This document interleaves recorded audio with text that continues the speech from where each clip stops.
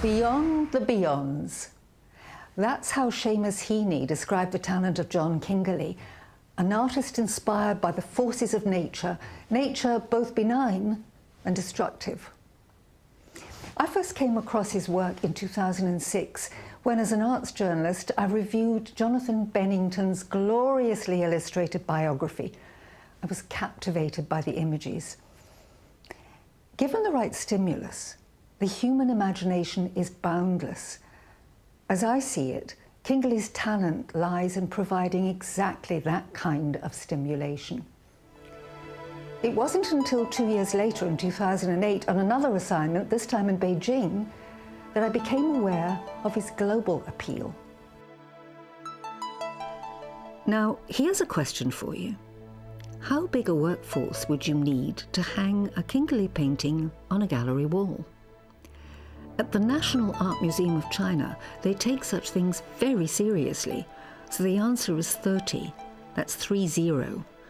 Led by an elite team of 4 highly trained, Armani-suited young men using a level with the precision of surgeons with scalpels. The event was the first solo show by an artist from the British Isles at China's most prestigious art museum. It was the grandest of grand occasions, the formal opening ceremony ending with a phalanx of VIPs stepping forward to cut the red ribbon in unison.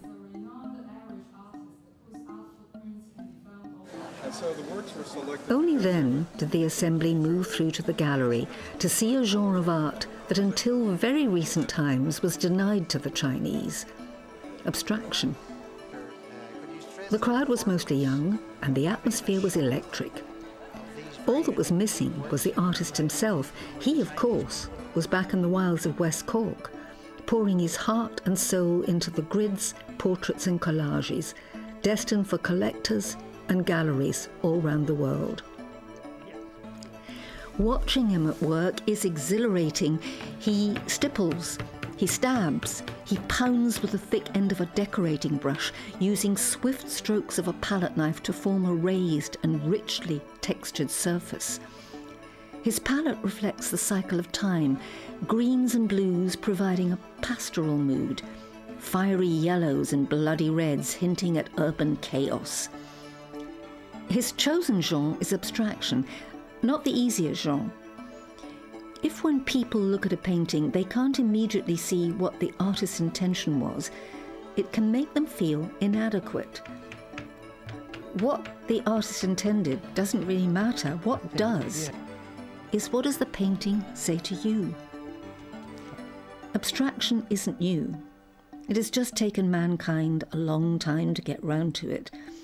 What else was the Big Bang, if not the ultimate piece of abstract art? Kingerlie was born in Birmingham, a direct descendant of another artistic talent, Josiah Wedgwood. Early on, the family moved to London, where his father managed a gentleman's poker club, and one of the celebrity customers was Douglas Fairbanks Jr.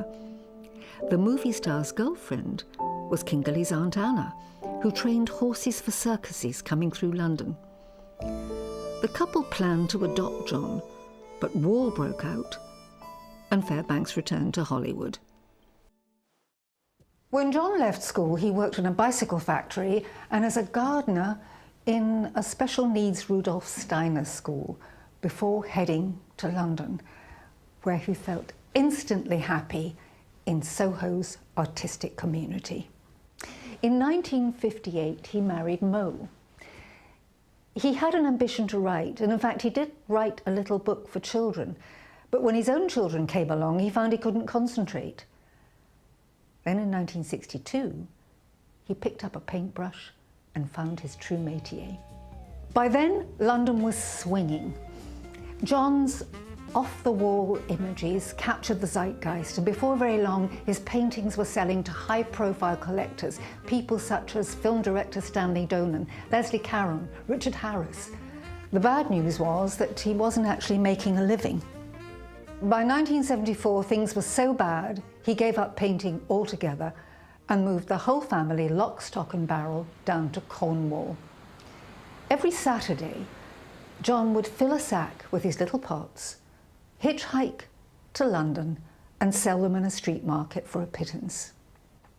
By 1981, he was becoming increasingly disillusioned with the growing materialism of British society. Living in Cornwall had given him a taste for the ocean, and it was a walking holiday to Dingle in County Kerry that inspired him to paint again and prompted the couple's move to Ireland.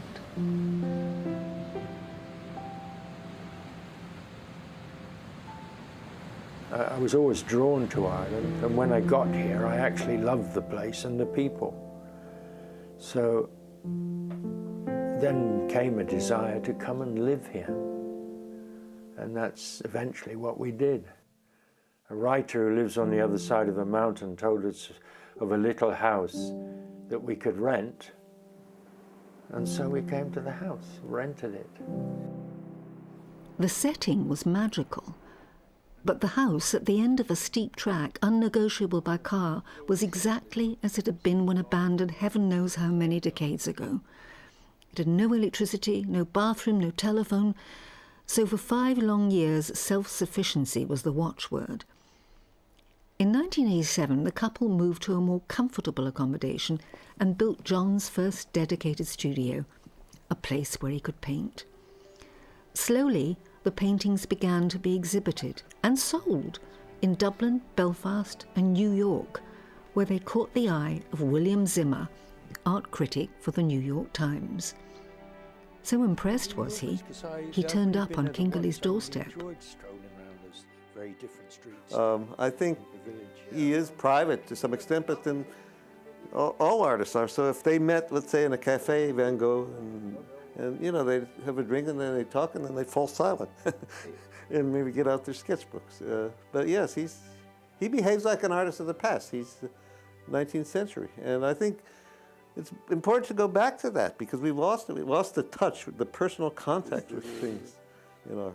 It's always reassuring when you see that somebody's painting what's around him. And he paints what's around him and then he paints what's here and they sort of merge.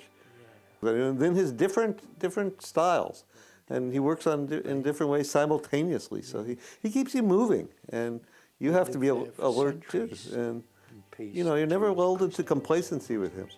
Anything in the universe can come into these paintings.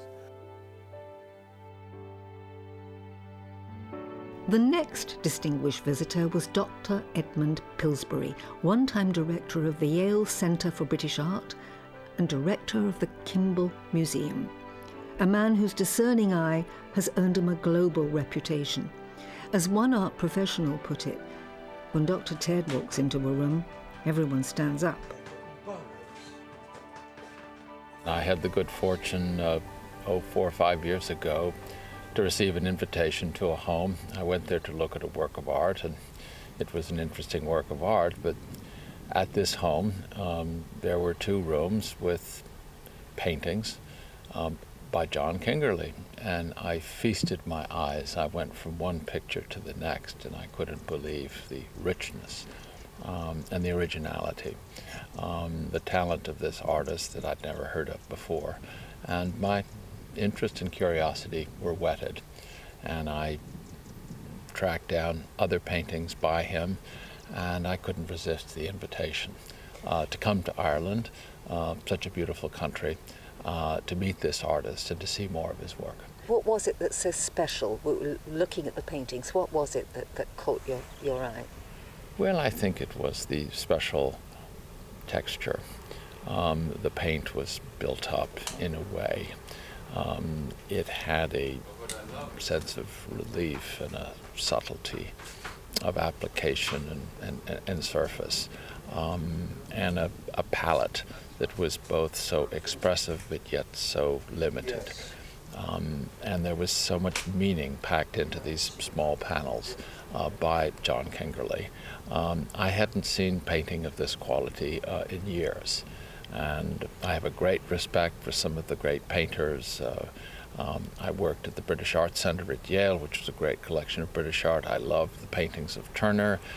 I've come to admire also the work of Frank Auerbach and Lucian Freud, certainly Francis Bacon, but I thought here was an artist that was the true successor to Turner in terms of a British artist who understood paint and who was using it in the most expressive and original way. Despite his affinity with West Cork and the inspiration it provides, he is drawn to a very different world on the continent of Africa. His interest was sparked by his friendship in London with 3 Sufis, men he describes as the wisest he has ever encountered. In 1976, he made his first visit to Morocco. He stayed for 10 days, but as he recalls, it seemed like a lifetime. Since then, he has returned every year, and in 1988, he converted to Islam. What holds him enthralled is the spontaneity of life in those crowded alleyways and the people who inhabit them. The way people will smile at you in the street. I like the way direct hassle people will give you. You have to deal with the situation. I like the way you have to learn about money and handle it and negotiate for the price of a thing. I like the way they bury their own dead and bring their own children into the world. A lot of this has been taken away from us. So we're impotent in leading our own lives. They bury their dead, they bring their children into the world. They look after each other. A rich country full of poor people.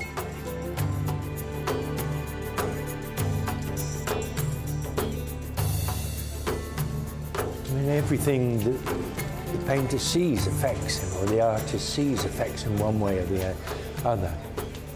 And sometimes you can see 2 people in the street doing something or something going on, and it's just gigantic in the imagination. And I certainly feel stronger colours coming on if I live longer in Africa. Though at the same time I know I'm going to go on painting with a lot of white for a long time, inshallah. It just goes on and on and on when you look at it. It's got such depth, white and off-white, shades of white. It has an incredible depth. And in certain states of being, it almost seems to move and shimmer in front of your eyes. That's lovely.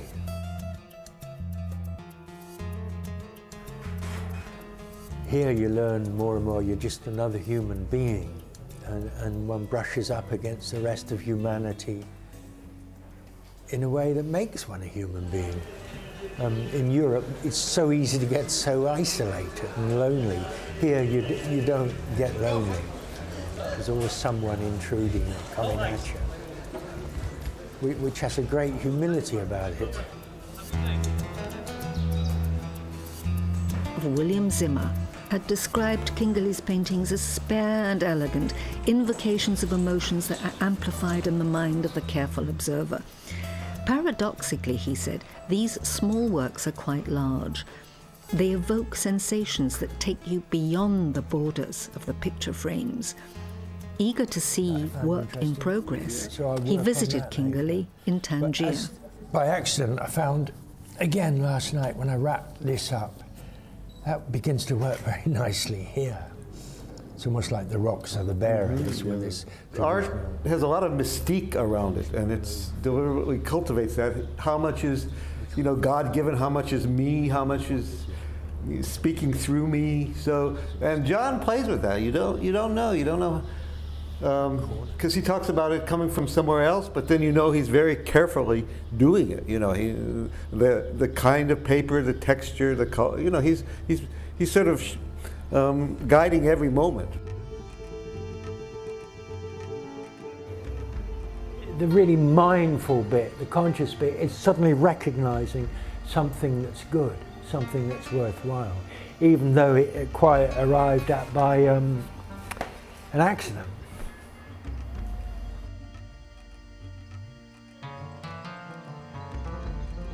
The piece says, it's me, it's me, it's me, and you just do it.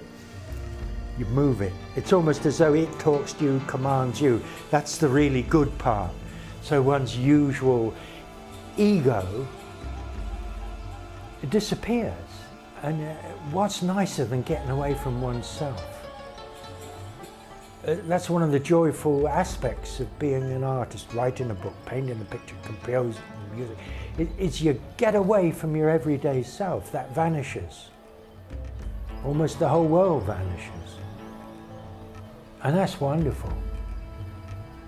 That's wonderful. The big problem is always oneself in life.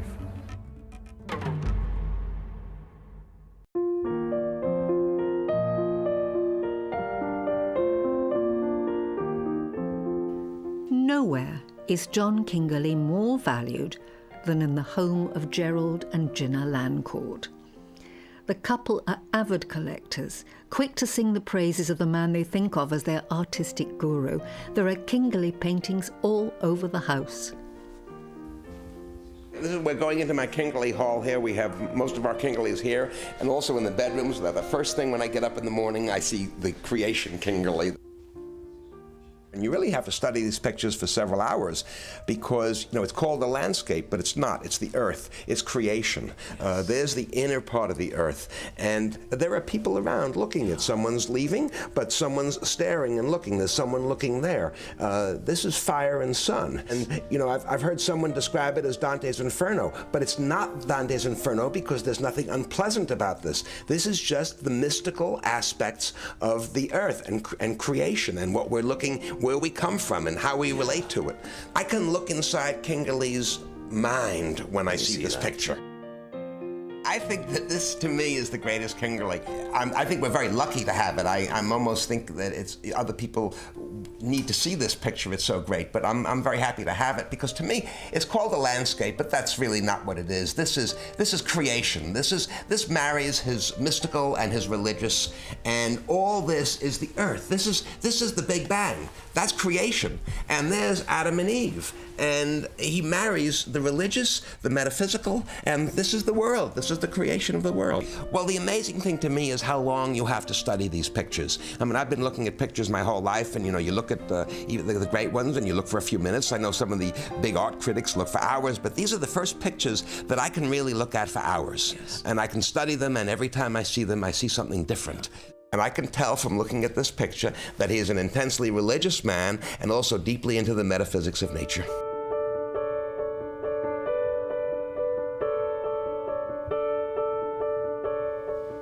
For the paintings, his signature motif is the grid. Now, the grid's a concept that goes back millennia to the very first cities of the ancient Indus civilization. The concept's still with us today. Who hasn't tramped the most famous grid in the world? The streets of Manhattan? John sees each of the divisions as separate paintings, like islands stacked in the sea, a metaphor for, on the one hand, solitude, and on the other, community. The grids were inspired by Ireland's most iconic location, the Hill of Tara. I remember doing grids on paper driving to Tara, Mo driving the car and me drawing all the way and getting to the seat of the High King of Ireland, and somehow the grid's locking in with this experience.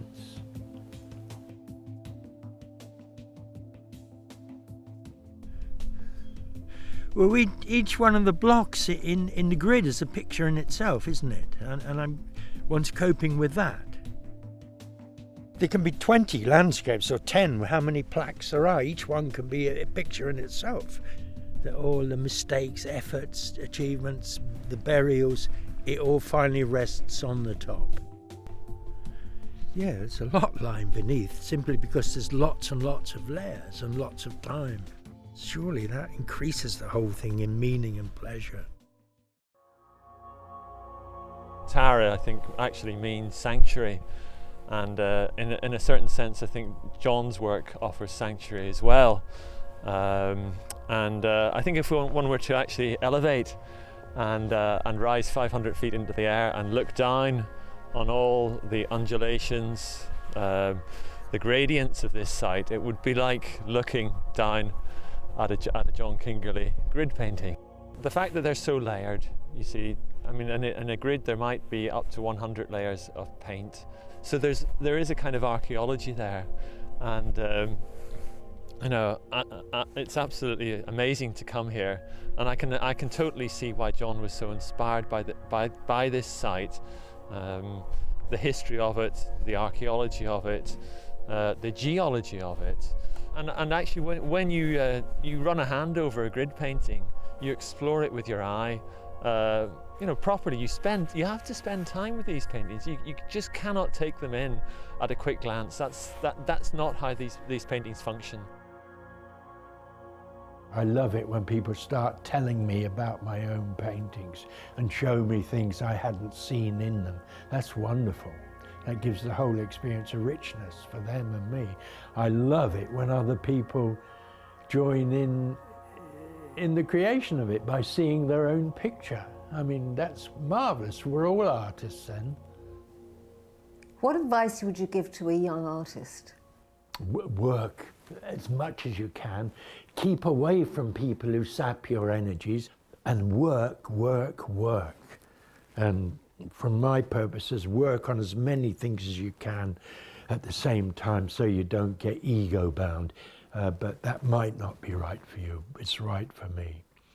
Keep good company, I'd say. Keep good company. Keep the company of intelligent, creative people.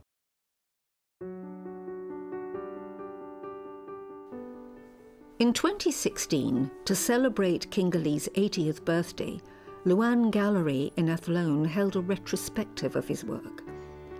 Comprising works spanning his whole career, it was opened by another distinguished collector, Dr. Michael Jackson. What appealed to me about them, I suppose, was their openness, their honesty, the fact that you needed to grapple with them in order to make sense with them, and I quite enjoyed that. And I suppose I could see that continue and develop as his work got deeper and deeper, and I tried to understand it a bit more. Quite quickly you can discern an honesty of engagement, an integrity of expression, and a desire to give and to share with other people. Something which is a skill, but at the same time enables other people to be enriched in their understanding.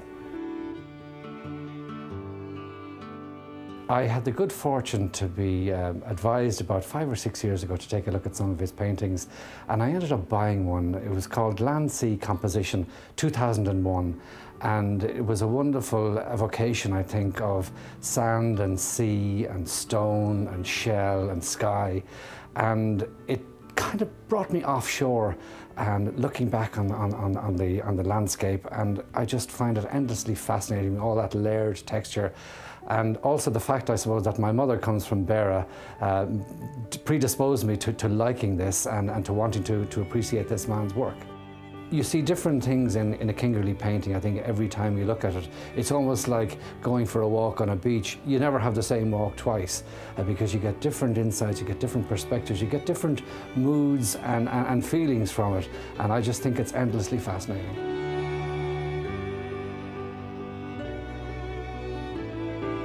Well, I think one thing I would have to say is that I would regard him as an artistic genius. And how I would put, I suppose, some flesh on that, I would see him as somebody who was a poet with colours, somebody who ad-libbed in a way with movement, with density, and with that level of creativity.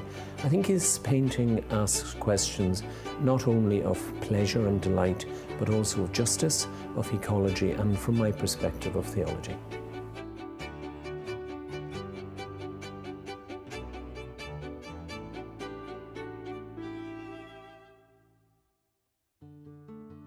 There, what about that then? I think that's coming on nice, that.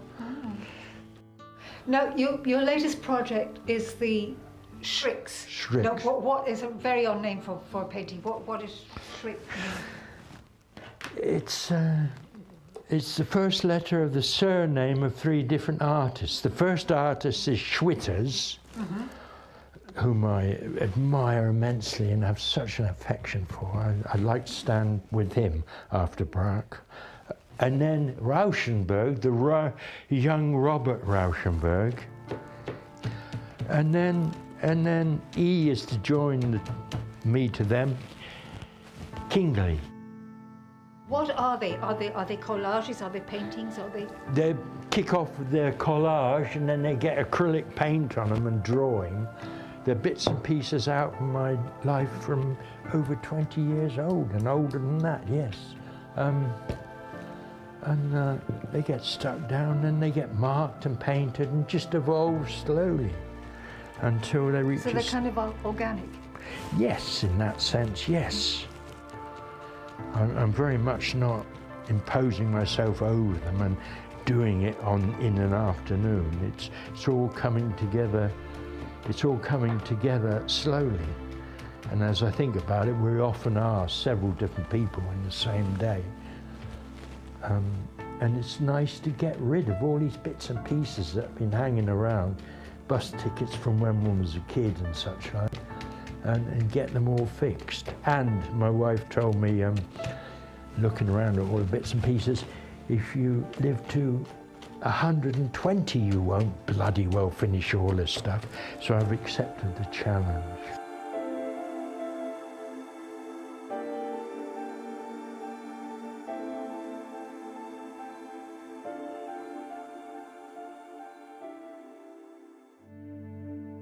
The existence is a miracle. To be here is a miracle. That there's anything at all is a miracle. Let alone the generosity of having arms, legs, eyes, ears, all these senses, and a faculty of consciousness. To be conscious, what a staggering fact that is, to be conscious. And to know that all this is on loan, and that consciousness itself is what? Our most lofty gift. And then to move from that to realize that there is an all-conscious being way beyond us, and that it has given us a little portion of this divine gift, consciousness. That can lead one to the sense that life is a miracle. To be here in creation is a miracle. If I could communicate a portion of my own sense of the miraculous, of being here is a miracle, I'll have surely done a good portion of what I can do as a human being who is an artist. And surely if I can do that, the Creator will be pleased with me.